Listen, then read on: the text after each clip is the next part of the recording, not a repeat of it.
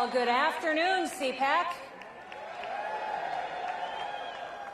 You sound all wound up. Listen, I am so honored to be here with the patriots in the state of Florida, the free state of Florida. Listen, you could be in South Dakota, but I'll be honest with you, the temperatures are a little bit low in South Dakota right now in February. In fact, they're almost as low as Joe Biden's approval ratings.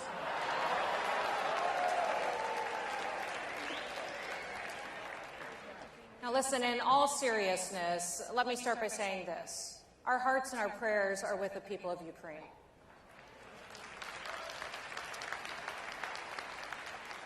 We're thinking of those families, their children, and the people who are being targeted right now.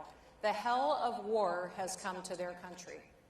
And if we ever needed a reminder that leadership has consequences, that it matters, the last 48 hours have shown us what happens when America projects weakness.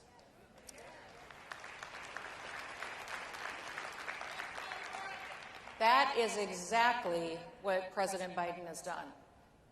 A strong American president, a strong president would put their citizens first, and they would take these actions right away. Number one, they'd start and expedite the Keystone XL pipeline immediately.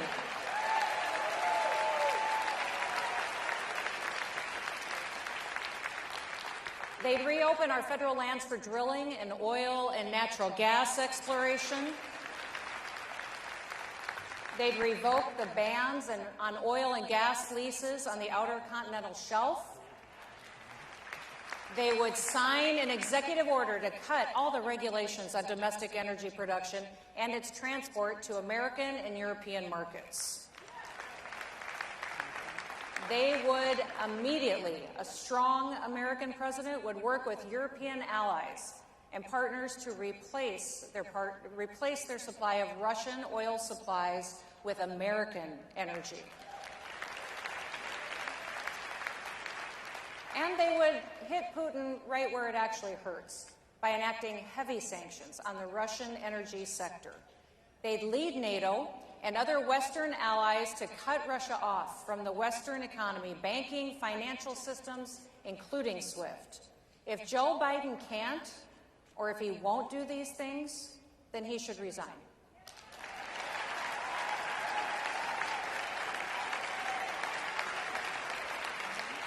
He should resign before his weak leadership and poor decision-making drag America back into another needless war. Now, that's just common sense. But sadly, almost every major institution in our society today has been compromised against common sense, truth, and freedom. The Democrat Party and their allies in big tech, Hollywood, and the media, well, these experts, they're all the same crew that brought us mask mandates and vaccine mandates. They ignored science. They trampled civil liberty. They preach critical race theory. And they're driving inflation that steals wealth, especially from the poor and the most disadvantaged younger families. Violent crime is surging in cities and disproportionately hurting minority families. And no one should ever forget the disaster in Afghanistan. Despite all these failures, they look down on you. They look down on anyone who thinks for themselves, and yet most Americans agree with you. They're just afraid to say it out loud. Well, conservatives are not afraid. We are going to fight for our country.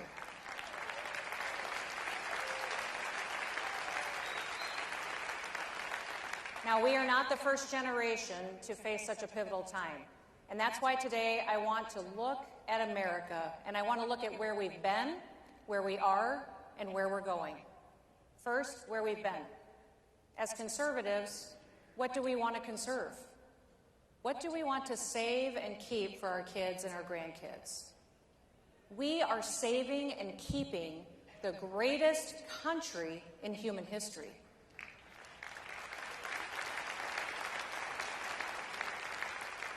Our founders, they built something that the world had never seen before. They took the best of Western civilization from Jerusalem to Athens to Rome to London. They brought together faith, reason, law, and representative government.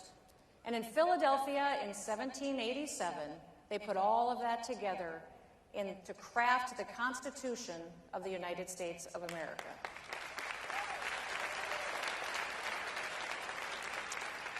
They set out a Bill of Rights making clear certain rights could never be infringed on: the right to speak and to assemble, the right to worship, the right to act on those beliefs in the public square, the right to arm ourselves against standing armies, the right to a fair, equitable criminal justice system.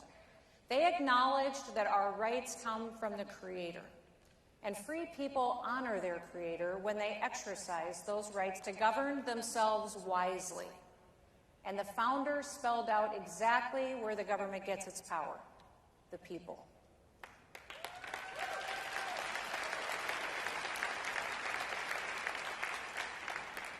Read Federalist 49. The people are the only legitimate fountain of power.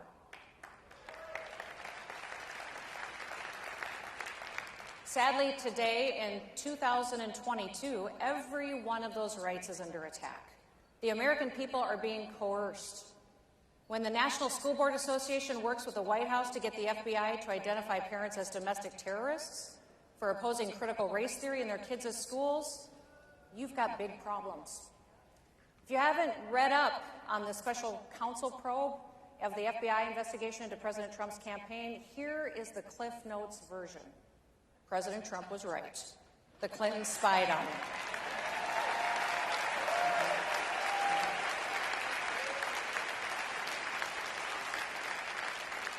They paid a British spy to spy on the president. And then they paid a tech executive to spy on the president. And we're learning more and more all the time about how they abused our government to try to take down President Trump. Now, every sane America across this country is quietly thinking to themselves, if they can do that to the President of the United States, they can do that to me and to my family. If you think cancel culture is bad right now, wait until they force financial institutions into freezing your account because of something you said on Facebook. It's already happening in the world. And I'm not talking about communist China's social credit system. I'm talking about Justin Trudeau, the Canadian Prime Minister, and the Emergencies Act he passed. Trudeau froze truckers' bank accounts and canceled insurance on trucks. He used anti-terrorism finance laws to cover crowdfunding platforms like Give, Send, Go. And this is why the founders gave us the Constitution in the first place. They knew human nature had a dark side that craves power. In 2020, when most states were shutting down their economies and they were forcing unconstitutional lockdowns, we did something very different in South Dakota. Our state motto is, under God, the people rule, and I followed it.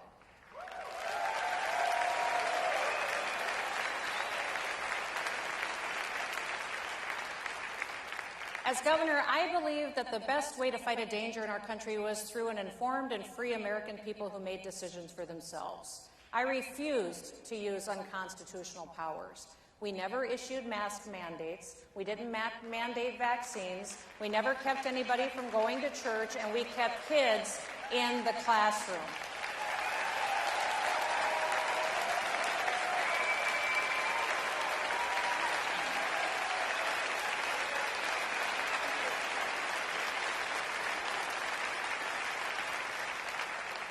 I didn't arrest or ticket or fine a single individual for exercising their basic rights. South Dakota was the only state that didn't even define what an essential business was. Every business is essential. Looking around the world today, we see fundamental freedoms evaporating because of COVID lockdowns, but not in South Dakota. We drew a clear line, and the line between tyranny and freedom is getting more clear every day across our country. The left divides us based on our differences.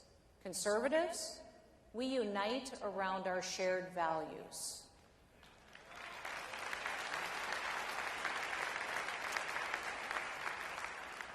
The left crushes free speech. Conservatives celebrate free expression. The left says America is racist and that it's evil. Conservatives know America is not the sum of our past mistakes.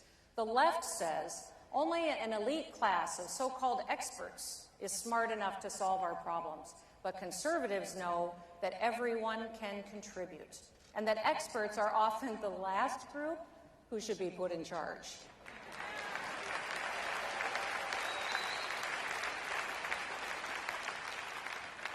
I want to tell you a brief story about a man who was not an expert, but he saved America at a crucial time in our history. In 1775 in Boston, there was approximately 11,000 British soldiers occupying the city during the Revolutionary War. Now, George Washington's ragtag army of Continentals surrounded them, but they were outnumbered and outgunned. The Americans carried only their personal muskets. They didn't have any cannons. They didn't have any ammunition. General Washington knew that as soon as the warmer weather would come, they'd be in trouble. Now, the British, they were going to break out of Boston when it warmed up, storm his position, and that they would end the Revolutionary War. But then a 25-year-old bookseller named Henry Knox came to General Washington with a proposal. Now, Knox had never been in combat, but he had plenty of common sense. He was self-educated in military matters. He sold books for a living, but he read them too. Now, Knox volunteered to lead a group of individuals to retrieve cannons that were recently captured at a fort in New York. Knox and his team traveled to that fort. They disassembled 59 different pieces of weapons. They loaded them onto boats and shipped them 30 miles across Lake George. In fact, the lake froze solid just as they reached the other side. Next, they loaded these cannons up onto sleds. They hitched them up to oxen and dragged over 60 tons of artillery over 300 miles of frozen rivers and mountains. And they did it in less than 2 months. On St. Patrick's Day, 1776, with Knox's guns in place, General Washington and his troops forced the British to evacuate Boston, and America won the battle.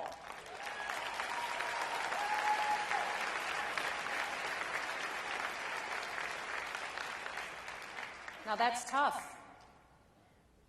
That's American grit. And that's the kind of thinking and doing that we need today. It's not easy. And it won't be overnight, but it is simple. The question is, how much pain are you willing to go through to be free? You are part of a story that began a long time ago. It's the story of human freedom. Many chapters have already been written today, but you are writing a chapter of that story too. And what will it say? What should we do? First, number one, speak the truth. The left lives on lies.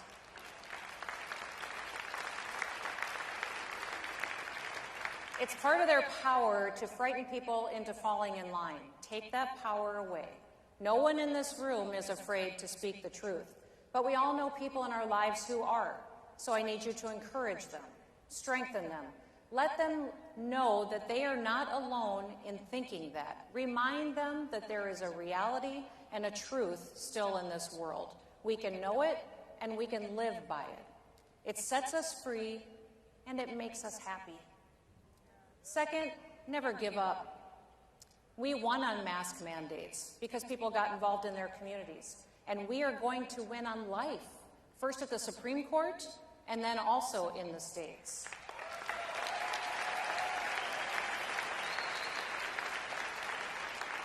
And when we do, it will be because thousands of ordinary people across our country simply said, enough. National politics starts on your street. It starts in your neighborhood. Get involved, lead.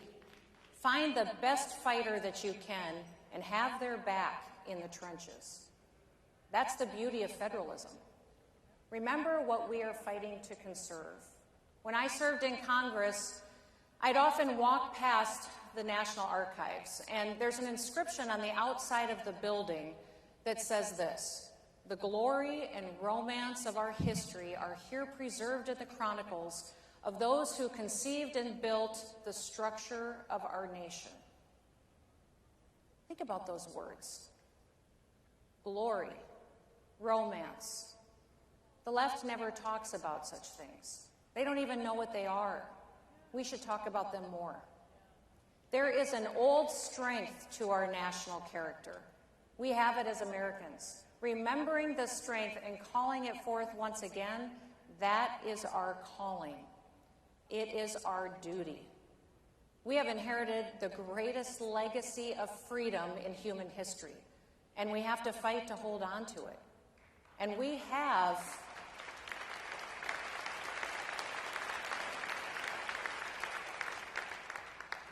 some fantastic fighters, like President Donald Trump.